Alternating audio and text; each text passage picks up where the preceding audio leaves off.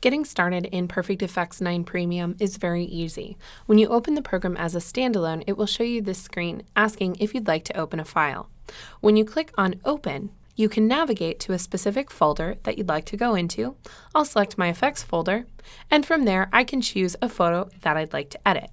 I'll go ahead and choose my image, go down to the bottom right, and click Open. From there, I'll have the option of choosing whether I'd like to edit my original or edit a copy of my photo. And down below, I'll have copy options, things like file format, the ability to select Smart Photo re-editability, color space, and more. I'm going to edit a copy and click OK. Once you're inside Effects, on the left-hand side of the screen, it'll automatically pop up with the On1 Favorite Looks category. This is a really great place to get started if you're not 100% sure where to go inside Effects yet.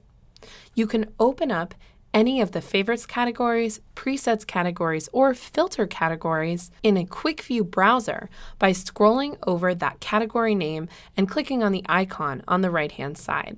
This will give you a full screen preview of whichever section you've chosen.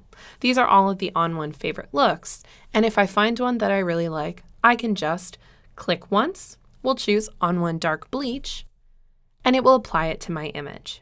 You'll notice on the left-hand side, right up at the top, you can also click your presets library. We have a whole bunch of On1 presets that we've included with effects to get you started, and you can also open up your presets section and you can create your own presets and categories from here. We also have our filters library. These are all of the base filters that you have access to that help create those presets and favorite looks that we've curated for you. You can open any of the categories on the left-hand side, find one that you like, and go from there. On the right-hand side of the screen, you'll see the filter stack.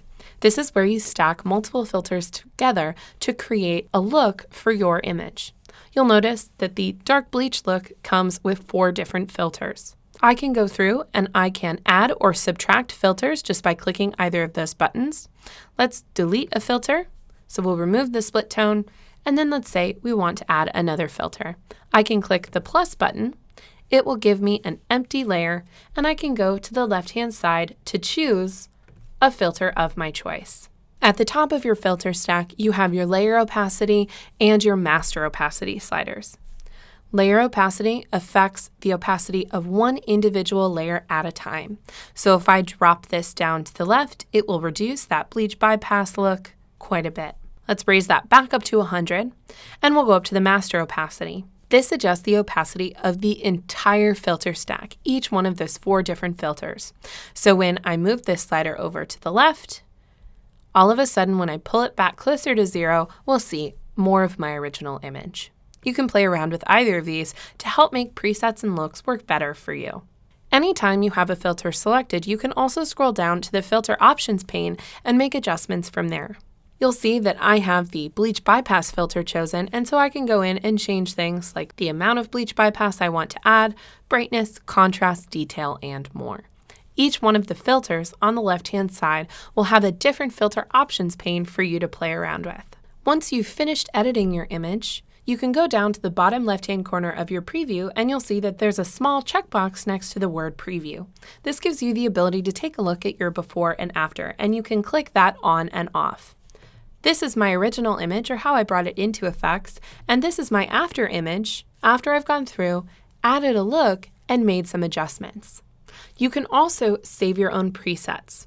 If you go up to the preset drop-down menu and scroll down to Save Preset, you can choose a preset name, create your own categories, and add in creator and description information so that you can be extremely specific about what your preset is and what you like to use it with. We'll go ahead and cancel out of that. The last and most important part about Perfect Effects is on the left-hand side. You have all of your different masking tools that you can use to create masks for each one of the filters you apply in your filter stack. The most basic is the masking brush tool, which you can select, and each one of these tools will give you a tool option bar at the top of your screen that you can make changes to. For instance, if I'd like to go through and paint out this bleach bypass filter in select spots, I can choose this tool, make sure my mode is set to paint out, and click and drag over the areas that I want to bring back my image without that specialized filter. Once you're completely finished inside Effects, all you need to do is go down to the bottom right-hand corner of your screen and click Save and Close.